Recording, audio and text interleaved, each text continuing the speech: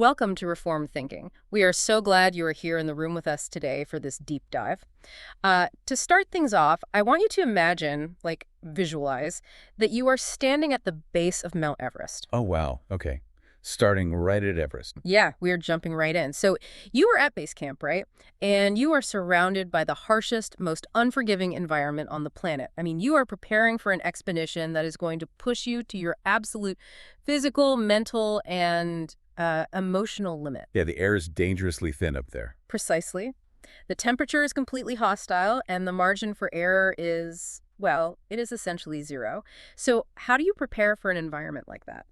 You have to look at objective reality. There's no other way. Right. You study the weather forecasts, you calculate your oxygen levels down to the liter, you test the tensile strength of your carabiners, and you pick your equipment based entirely on survival and efficiency. Your actual life depends on those objective, measurable facts. It has to. You can't just wing it on Everest. But imagine if someone showed up to base camp right alongside you and they packed their bags based entirely on their favorite colors. Oh, no. That is a terrible idea. Right. Like they brought a bright pink windbreaker that offers zero thermal protection simply because looking at it makes them feel warm inside. Or a purple scarf instead of a heavy-duty parka because, it matches their boots. Yes. They are making life or death decisions based on a subjective, internal, emotional state. And the crazy thing is, it feels completely right to them. They feel a real sense of peace about their outfit, and it is totally satisfying right up until the actual blizzard hits. Which is a recipe for a frozen catastrophe. Yeah. I mean, it is subjective feeling overriding objective reality. Yeah. When you place those subjective emotional states above measurable objective conditions in a high-stakes environment, the result is incredibly dangerous. You are effectively, closing your eyes to the storm and just hoping your positive thoughts will generate physical heat. Which defies logic completely. It defies basic survival instincts. Yeah. And it almost always ends in a tragic rescue mission, or, well, worse. And that tension, that exact scenario, brings us to the core of our analysis today. You, sitting right there listening to this, you might be considering cross-cultural ministry. You might feel a pull toward the mission field. Yeah, you want to see the gospel advance among unreached people groups. Right. But you are also married. Or maybe you are engaged. Or you are a single person who strongly desires to be married soon. How do those two massive, all-consuming obligations actually align? Because taking a family to a foreign field, displacing them culturally, stripping away their native language. I mean, placing them in a spiritual pressure cooker that is very much like stepping into a blizzard on the side of a mountain. It really is. So the mission we have for our time today is to analyze two highly detailed texts that unpack the theology of 1 Corinthians chapter 7. We are looking specifically at how it handles marriage and missions. All right, our goal is to tear down the modern sentimentalism that has really infiltrated the church regarding romance. And we want to rebuild a biblical view of the household. Yeah, we need a view of the family that actually aligns with the Great Commission. We want to understand how God designed the covenant of marriage and the call to the nations to function together, not as brutal competitors, but in total harmony. So let's unpack this. Before we look at the biblical solutions, we first have to define the false dichotomy that modern Christianity has created regarding romance and calling. Yeah, the texts we are looking at refer to this as the illusion of mystical romance. Which is a great phrase for it. Modern evangelicalism has this very dangerous habit of treating, falling in love as this autonomous mystical force. Right. It is treated as something entirely disconnected from objective obedience to the lordship of Jesus Christ. We see this all the time, don't we? All the time.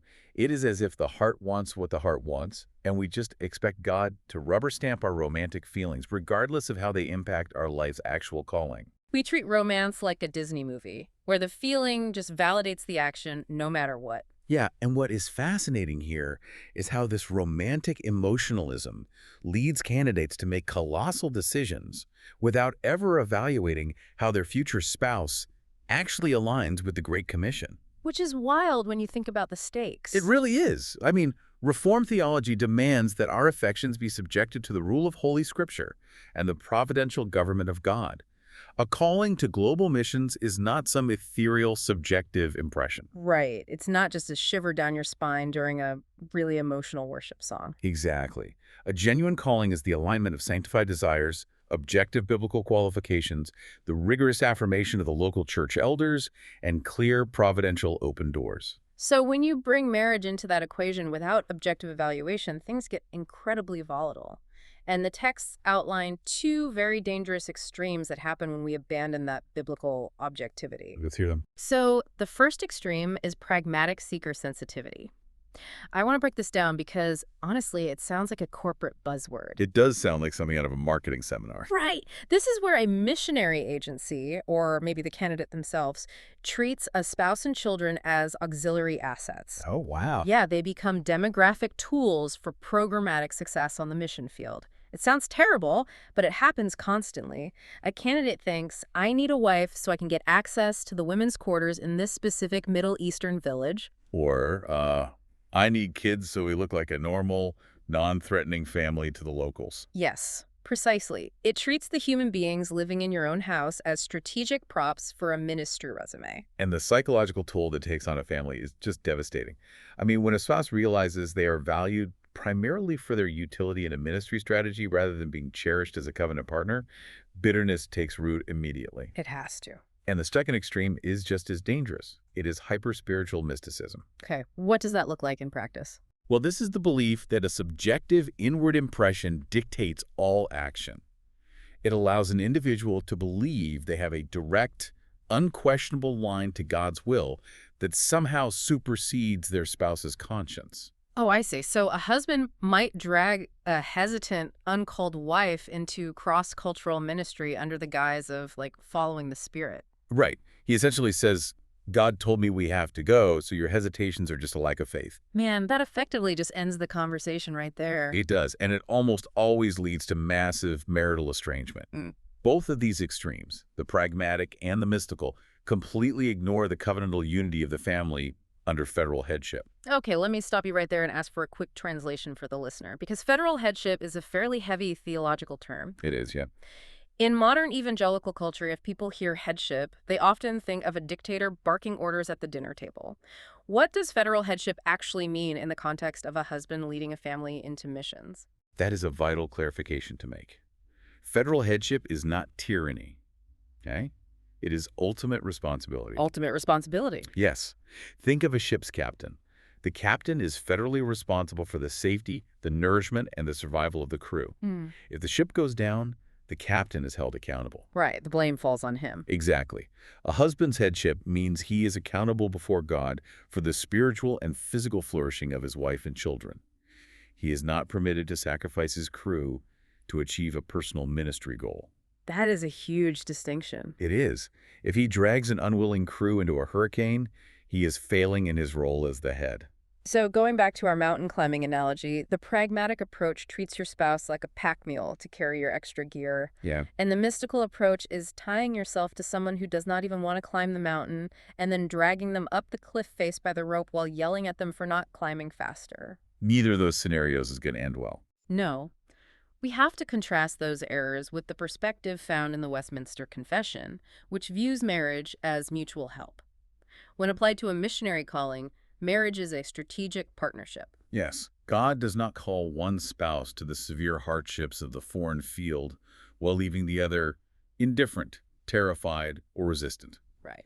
To step into the crucible of global missions with a divided home is to basically court domestic and ministerial disaster. Absolutely. And to understand why this modern sentimentalism fails so spectacularly, we have to look back at the historical reality that shaped the Apostle Paul's instructions on this topic. Yeah, we have to leave our comfortable modern context and walk straight into the first century pressure cooker of Corinth.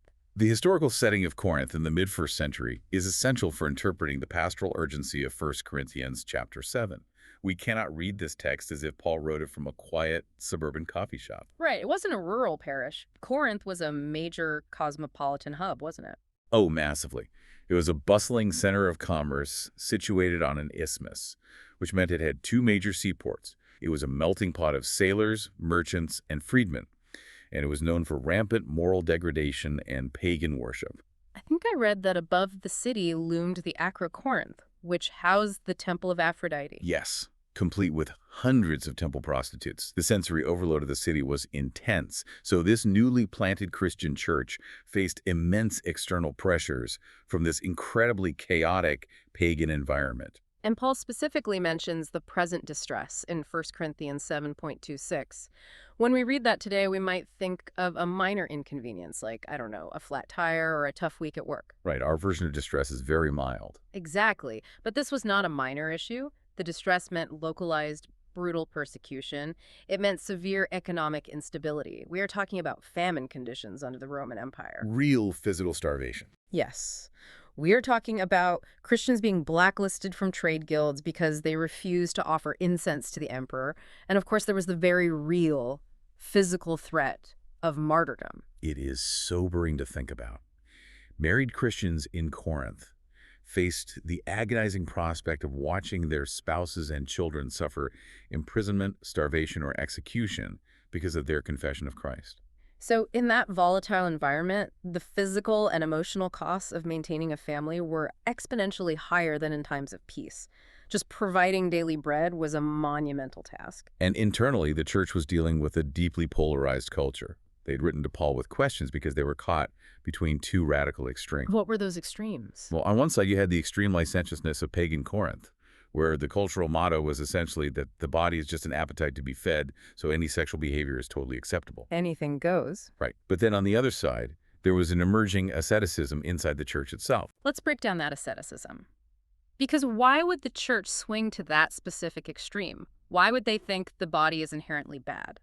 It was heavily influenced by early Gnostic-like philosophies that were very prevalent in Greek thought at the time. The basic premise was that all physical matter, including the human body, is evil. Right, and only the unseen spiritual realm is pure and good. Exactly. Therefore, to be truly spiritual, you had to deny the body completely. They viewed all physical relationships, even marital intimacy, as inherently defiling. They thought total celibacy within marriage was the highest form of holiness. Wait, if the early church in Corinth was leaning into this asceticism, thinking marital intimacy itself was defiling, isn't Paul walking a really tricky tightrope here? He really is. I mean, he has to correct their bad theology about the physical body he has, to tell them that God created marriage, and it is a good thing. But at the same time, he has to warn them about the actual physical danger of having a family during a time of intense Roman persecution. Yeah, how does he correct their theology without sending them into a wood chipper? Right. How does he balance that? Paul walks that line masterfully. He upholds the goodness and absolute necessity of marriage as a defense against immorality, explicitly commanding husbands and wives not to deprive one another. Okay.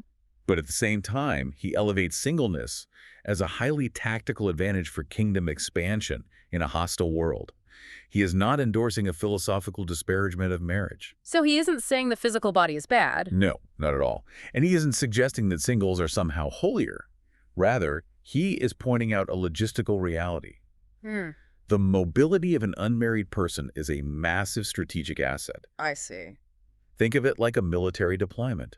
An unmarried missionary like Paul himself could travel rapidly, endure severe hardship, sleep in prisons, and face beatings with a degree of flexibility that a family man simply could not sustain without neglecting the safety and provision of his wife and children. Knowing that intense historical pressure is just crucial because it brings us right into the exegetical reality of the text. It helps us understand the specific anatomical vocabulary Paul uses to describe the structural reality of the married mind versus the unmarried mind. Yes, let's look at 1 Corinthians 7.32 through 35. This is where Paul outlines the anatomy of a divided heart. Okay, lay it out for us. The Greek word Paul uses in verse 32 is merimnao. It translates to being anxious or having divided mind. Merimnao. Right. It carries the connotation of a heart being pulled in opposing directions, like a piece of fabric being stretched by two different hands. Paul's structural thesis is that marital status directly influences the direction and the distribution of this merimnao, this mental and emotional bandwidth. Okay, let's analyze the two states Paul describes. First, the unmarried focus. Paul says the unmarried person directs their focus vertically toward the things of the Lord. Their goal is to please him, which is the Greek word oresko. Their entire existential energy moves in a singular upward direction.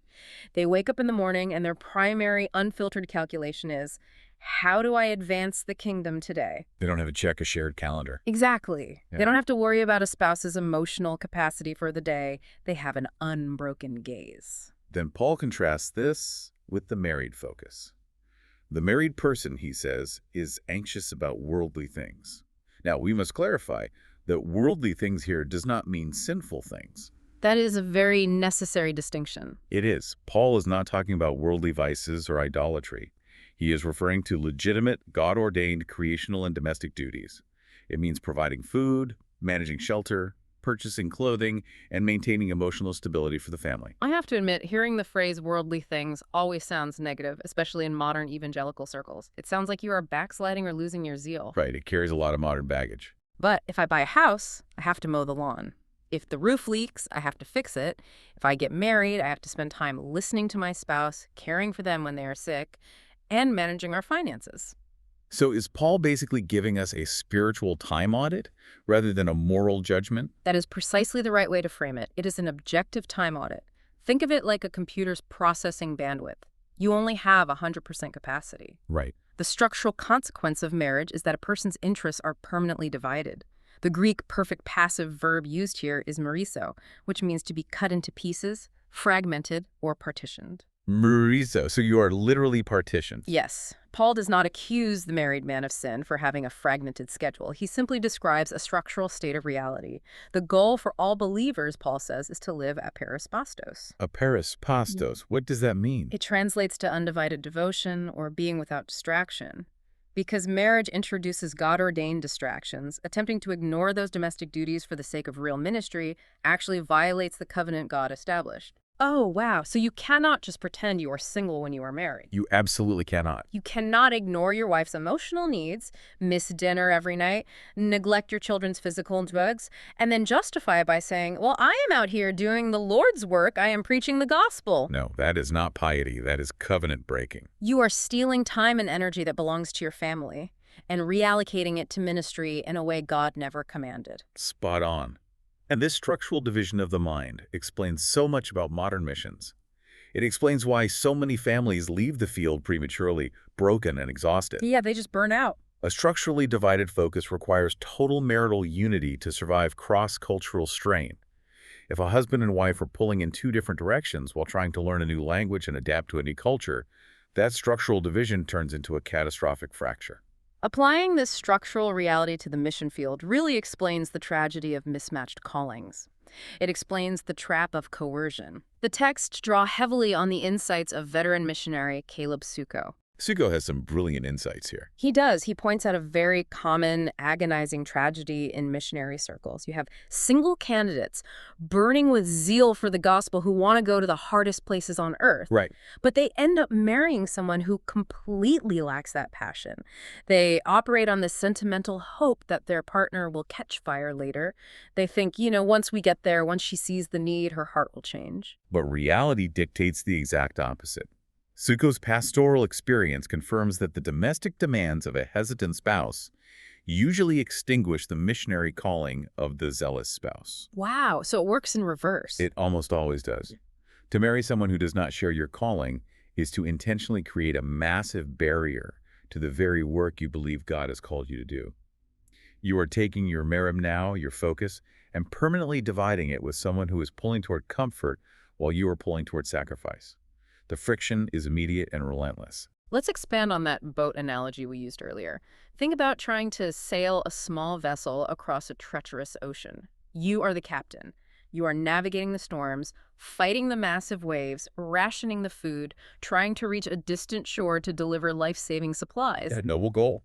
But your co-captain does not want to go. They never wanted to leave the harbor. In fact, your co-captain is secretly down in the hull, drilling holes in the wood. Oh, man. Yeah. You are up top, frantically bailing water while they are down below, letting the ocean in. You will never reach your destination. You will simply sink in the middle of the sea. And the tragic response from the zealous spouse when they realize the boat is sinking is often a highly destructive habit. Carnal coercion. Carnal coercion, what does that look like? Well, when a husband realizes his wife does not want to go, he might resort to spiritual manipulation. He might use guilt or hyper-spiritual arguments to pressure her onto the field. Like quoting verses out of context. Exactly. He might sit at the dinner table and quote statistics about thousands of people dying without the gospel, effectively making her feel guilty for wanting to stay home and raise their children in a familiar culture. That is so manipulative. It is. He might even weaponize church history, comparing her to exemplary missionary wives like Anne Judson or Mary Slessor, which effectively crushes her conscience. The result of that manipulation has to be an absolute disaster. Coerced agreement is not unity. No, it is not. If you guilt your spouse onto an airplane, if you wear them down until they finally just say fine, you have not won a spiritual victory. You have imported a seed of deep, quiet bitterness into an environment that is already strained. Think about the environment they're stepping into. Right. You arrive in a foreign country, you don't know the language, the cultural displacement is exhausting, you are dealing with intense demonic opposition. If you bring a coerced spouse into that environment, you are guaranteeing marital decay. That seed of bitterness will sprout and strangle the marriage. A lack of passion for the nations cannot be fixed by a husband's manipulative arguments. It requires the sovereign work of the Holy Spirit at the heart level. Yeah, you can't argue someone into a calling. You really can't. If the agreement to go is coerced, when the intense pressure of the field hits, when the electricity goes out for the third day in a row, when the children get sick with a tropical illness, when the language barrier feels insurmountable, that underlying friction will erupt. It has nowhere else to go. Right. It compromises the public ministry because the locals see a fractured home, and it shatters the private sanctuary of the family. Knowing that coercion destroys the mission, we have to pivot. We must outline the proper, biblically sound model for a family heading into cross-cultural ministry. We need what the texts call the covenantal corrective. I like that phrase, the covenantal corrective. Yeah. We have to view the household as a fortress rather than treating it as luggage. The Reformed tradition has historically held up the family as a little church. In this complementarian model, the husband acts as the domestic pastor. He is responsible for the spiritual, emotional, and physical oversight of his household long before he ever stands behind a pulpit. So the home is the proving ground. Exactly. The Westminster Directory for Family Worship points out the duty of daily family worship, instruction, and prayer. This is not optional extra credit for the super spiritual. Right, it is the baseline. If we connect this to the standards of 1 Timothy chapter 3, a man must pastor his household well, managing his own children with dignity before he is ever qualified to pastor the public. You cannot bypass your own living room to get to the foreign pulpit. Your wife and children are your first flock. They're your primary congregation. Yes. And Sukkot provides some incredibly helpful diagnostic steps to cultivate this domestic pastoring, especially for couples who are considering the mission field. We can walk through these to see what this looks like in practice. Let's do it. The first thing he points out is the necessity of diagnosing the friction. You have to observe the signs of silent withdrawal. Silent withdrawal. Yeah. If you bring up moving to the Middle East, does your spouse lean in, ask questions, and show genuine excitement? Or do they just endure the topic with a tight smile, give one-word answers, and quickly change the subject? That silent withdrawal is a massive red flag. When a husband notices that tight smile, the biblical response is not to double down on the statistics. No, you don't pull out the graphs. Right. The response is to abandon all forms of manipulation. A husband must lay down his persuasive arguments and turn to persistent private prayer. He must ask the Lord to align their hearts. He has to trust that if God is truly calling the family, God is more than capable of changing the wife's heart without the husband needing to act as the Holy Spirit. That takes a lot of faith to step back like that. And while he is praying, he needs to make his spouse his first mission field. This is the third concept from Sukkot. A husband must actively protect his wife's schedule. That is so incredibly practical. It really is. On the mission field, or even just in preparation for it, a wife can become completely consumed by domestic survival. Think about it. Boiling water, homeschooling in a second language, managing a chaotic household in a new culture. It is a full-time job and then some. The husband must step in, take the kids, and ensure she has dedicated, uninterrupted time for personal devotion, rest, and spiritual flourishing. If she is withering on the vine, the mission is failing. And that leads to the cultivation of a gospel oasis within the home. The missionary household has to be a sanctuary of grace. A gospel oasis. I love that. Because the outside world is going to be hostile. The culture will be draining. The language acquisition alone will make you feel foolish every single day. You're just constantly making mistakes. Exactly. Therefore, the home needs to be characterized by quick confession and prompt forgiveness. It needs to be the safest place on earth for that family. When a husband loses his temper because he is frustrated with the local bureaucracy, he must be quick to repent to his wife and children. If a couple can marinate their marriage in the flavors of the gospel, if they can actually practice the grace they are trying to preach, They build a fortress that can withstand the spiritual storms of the foreign field. That is the goal. You have to pastor your own living room before you ever try to pastor a village on another continent. Your first metric of success is not how many tracts you handed out, it is the spiritual health of the people sitting at your dinner table. This brings up a critical point regarding how local churches and sending agencies evaluate missionary candidates today. A calling to the field cannot be validated without a synchronized, covenantal calling within the marriage itself. So the church has a responsibility here, too. A huge one. Yeah. Churches must examine the marriage, the character, the resilience, and the unity of a couple. They need to sit down with the wife privately and ask her, do you actually want to do this, or are you just submitting to your husband's ambition? Wow, that is a heavy question. But a necessary one. If an agency sends a fractured marriage into the field just because the couple's willing to go and they have the funding raised, the church is acting pragmatically, not biblically. They're sending a fragile vessel into a hurricane. Having established the practical daily duties of the household, our analysis pushes us to frame this entire discussion through the lens of eternity. We have to zoom out and look at eschatological realism and the Christological lens. Yes, we go back to 1 Corinthians 7, specifically verses 29 through 31, where Paul says something striking. He says, the appointed time has grown very short. What does that mean for a married couple? Well, Paul is instituting a principle of eschatological detachment. He explains how the impending consummation of the world forces believers to hold all earthly conditions loosely. Eschatological detachment. Think of holding water in your cupped hands. You can hold it, but you cannot grip it tightly or it slips away. Whether it is marriage, mourning, rejoicing, or commerce, all of it is passing away. We live in a transient temporal order. So don't hold on too tight. Right. By placing this discussion right in the middle of his teaching on marriage and singleness, Paul forces his readers to evaluate their relationships in light of eternity. You are not building a permanent mansion here. You are living in a temporary tent. And Jesus is the ultimate archetype of this focus, isn't he? He lived as the perfect single man. He displayed absolute undivided devotion to the will of the Father. Yes. John 4:34 says his food was to do the will of him who sent him. His life proved that singleness is not a deficiency. It is not a waiting room for real life to begin. It is a state of supreme dignity and spiritual wholeness. A single person can reflect the image of God completely and fully. Furthermore, when we look at marriage, Ephesians 5 teaches us that human marriage is a temporary institution. It acts as a living parable, a physical shadow of a spiritual reality. A shadow pointing to something greater. Exactly. It is meant to reflect Christ's eternal covenantal love for his bride, the church. The gospel exposes our spiritual adultery. It exposes our constant tendency to divide our affections between the Savior and the idols of this world, including making an idol out of marriage itself. We do tend to idolize the family. We do. Yet, Christ's priestly work provides pardon for all of it. He provides pardon for selfish husbands who manipulate their wives, for anxious wives who fear the future, for careless singles who waste their time, and for ambitious ministers who treat their families like stepping stones.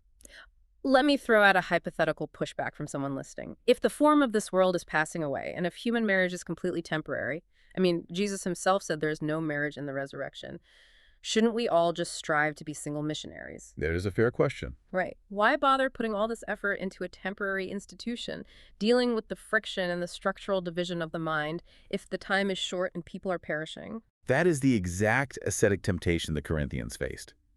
But we must remember that while marriage is temporary, it remains a holy reflection of the gospel. A holy reflection. Yes. A missionary cannot preach a gospel of grace to a village while acting like a tyrant at home. The parable matters because it points to Christ. The urgency of eternity actually frees the believer from idolizing either the marriage or the mission field. Oh, that makes so much sense. You hold the marriage dearly, but not as your ultimate savior. You pursue the mission zealously, but not as your ultimate identity. That is massive. It recalibrates the entire pressure system. So as we bring this all together, let's distill the core truth from everything we have looked at today. Marriage does not cancel a missionary call. No, it doesn't. Rather, marriage tests it, it clarifies it, and it shapes it. It forces the calling to be grounded in reality rather than sentimentality. If you are a single believer listening to this, you must choose romance with biblical intentionality. Do not give your heart to someone who does not share your zeal for the nations, assuming you can change them later. That is a recipe for disaster. It is. And if you are an engaged couple, you must test your unity before taking vows. Have the hard, uncomfortable conversations about risk, physical suffering, language learning, and leaving your extended families behind. Have those conversations now. And if you are married believers, you must stop treating your spouses as cargo to be transported to your preferred destination. Your spouse is your covenant companion. Your home is a holy place, a little church that requires your primary pastoral care. I want to leave you with a final concept to mull over regarding your own daily life. We have established that the extreme pressure of the mission field acts as a magnifying glass. Yeah. It does not create new problems out of thin air. It magnifies whatever already exists in a home. The cracks just become chasms. Ask yourself this. What secret, quiet fracture in your current daily life would be the very first thing to break under the strain of cross-cultural ministry? That is a tough question. Where is the hidden resentment when you look at your spouse? Where is the lack of prayer in your daily routine? Where is the impatience with your children when they interrupt your plans? Because the blizzard is coming, the pressure will hit. And you cannot pack for the mountain based on your favorite colors. You have to pack for the objective reality of the weather.